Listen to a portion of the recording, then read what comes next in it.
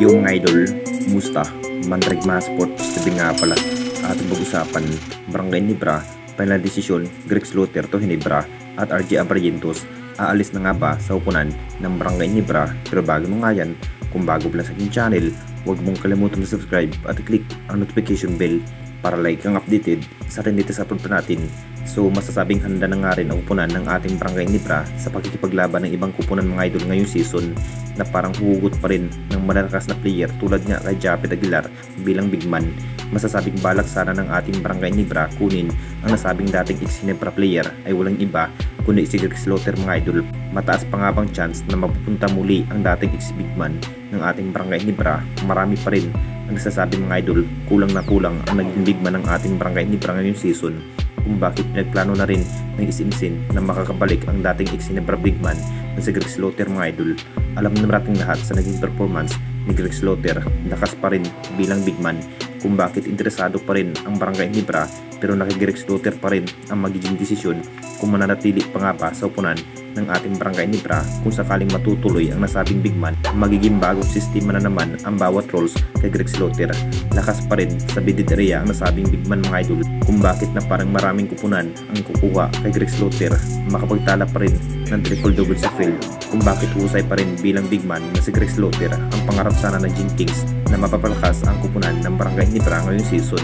Ang pangarap sana ng ating Barangay Ginebra na mapapalakas ang kupunan ngayong season. At dito na naman tayo sa isa pa nating balita. RJ Abrillentos aalis na nga pa sa upunan ng ating Barangay Ginebra. Alam nyo nating lahat mga idol, magiging impact na nga ba ang nasabing player na si RJ Abrillentos kung bakit hindi pa rin na makuha ang magandang history sa ating Barangay Ginebra. Kumpiyansa pa rin ang nasabing player na mapaplakas ang kupunan kung hahanap ng bagong player ang Barangay Ginebra. Maraming kakulangan pa rin ang Barangay Ginebra dito mga idol at wala na rin si Jimmy Alonso. Pagsisikapan pa rin ni RJ Abrillentos ang lahat para magwawagi ang kupunan ng ating Barangay Ginebra. May matinding inamin na nga rin si RJ Abrillentos kung sakaling matalo pa rin ang kupunan ng ating Barangay Ginebra ngayong season. Possible aalis na nga ba ito si RJ Abrillentos kung hindi pa rin mabigyan ng magandang history ang Barangay Ginebra. Talagang lilipat na rin ito si RJ Abrillentos ng ibang liga. Nakita naman natin lahat sa naging laro ni RJ Abrillentos. Talagang patunayan pa rin na kayang bubuhatin ang upunan ng Barangay Ginebra.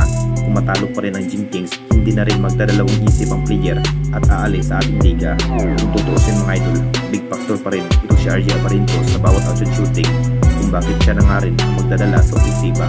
Unti-unting nagbabago nga ang bawat player ng Gin Kings ngayong season, dahil na parang nawasak na rin ang dating line-up noong solido pa ang Barangay Ginebra. Minsan na rin nagkakampiyon ang Gin Kings dito mga idol, kung bakit pagsisikapan pa rin na makuha ang inaangad ng Barangay Ginebra ngayong All Filipino Cup.